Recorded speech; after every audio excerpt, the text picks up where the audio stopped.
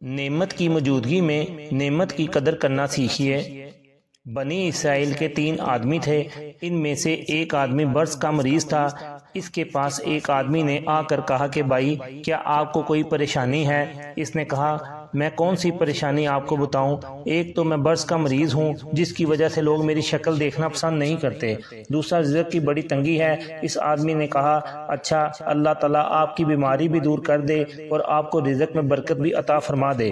نتیجہ یہ نکلا کہ اللہ تعالیٰ نے اس کی بیماری بھی دور کر دی اور اللہ تعالیٰ نے اسے ایک اونٹنی عطا فرمائی۔ اس اونٹنی کی نسل اتنی بڑی کہ وہ ہزاروں اونٹوں اور اونٹنیوں کے ریوڑ کا مالک بن گیا، جس کی وجہ سے وہ بڑا امیر آدمی بن گیا اور رہائش کے لیے محلات بنا لیے۔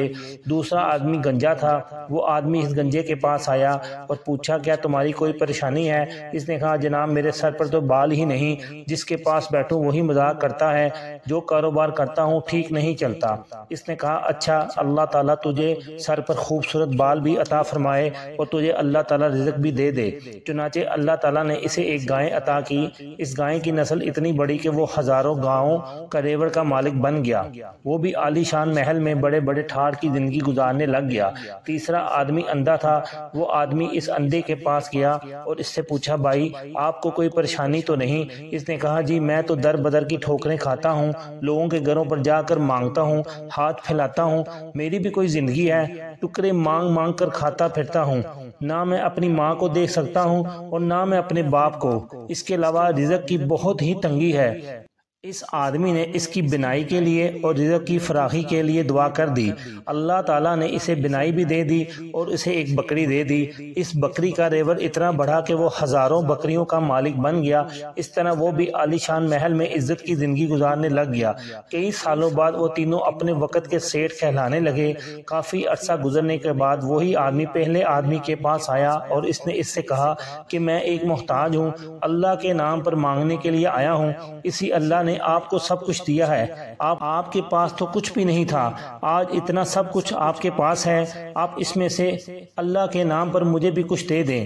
جب اس نے سنا تو تمہارے پاس کچھ بھی نہیں تھا تو اس کا پاڑا چڑھ گیا اور کہنے لگا ذلیل قسم کے لوگ مانگنے کے لیے آ جاتے ہیں، خبردار آئندہ ایسی بات نہ کرنا۔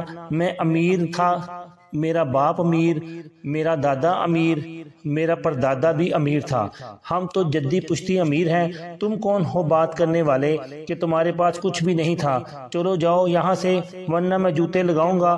چنانچہ اس نے کہا اچھا میاں ناراض نہ ہونا، تم جیسے تھے اللہ تمہیں ویسا ہی کر دے۔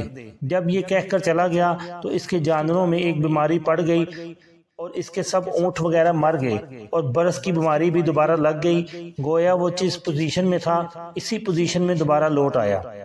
اس کے بعد وہ شخص دوسرے آدمی کے پاس گیا، اس سے کہا کہ میں محتاج ہوں، میں اسی اللہ کے نام پر مانگنے آیا ہوں جس نے آپ کو سب کچھ دیا ہے، آپ کے پاس تو کچھ بھی نہیں تھا، آج اتنا کچھ۔ جب اس نے یہ بات کی تو وہ بڑا غصے میں آ گیا اور کہنے لگا تم تو مفت خورے ہو، ہم نے کما کر اتنا کچھ بنایا ہے، میں نے فلاں سودا کیا تو اتنی بچت ہوئی اور فلاں سودا کیا تو اتنے کمائے، لوگ مجھے بہت بڑا بزنس مین کہتے ہیں، میں تو یہ خون پسینے کی کمائی سے کماتا ہوں اور ایسے ہی درختوں سے توڑ کر نہیں لایا اور نہ یہ چوری کا مال ہے، اب چلا جا یہاں سے ورنہ تھپڑ لگاؤں گا۔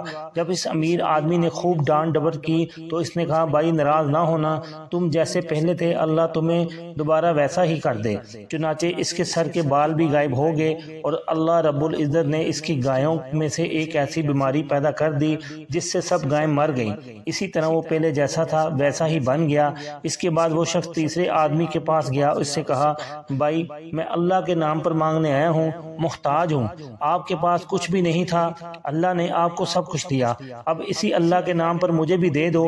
جب اس نے یہ بات سنی تو اس کی آنکھوں سے آنسو آ گئے اور کہنے لگا بھائی تم نے بالکل سچ کہا ہے، میں تو اندھا تھا، لوگوں کے لیے صرف رات کا اندھیرا ہوتا ہے اور میرے لیے تو دن میں بھی اندھیرا ہی ہوا کرتا تھا، میں تو در در کی ٹھوکریں کھاتا تھا، لوگوں سے مانگ مانگ کر زندگی گزارتا تھا، میری بھی کوئی حالت تھی، کوئی خدا کا بندہ آیا، اس نے مجھے دعا دی، اللہ نے میری بنائی لٹا دی اور اتنا رزق دے دیا، آج آپ اسی اللہ کے نام پر مانگنے کے لیے آئے ہیں تو میاں ان دو پہاڑوں کے درمیان ہزاروں بکریاں پھر رہی ہیں، جتنی چاہو تم اللہ کے نام پر لے جاؤ۔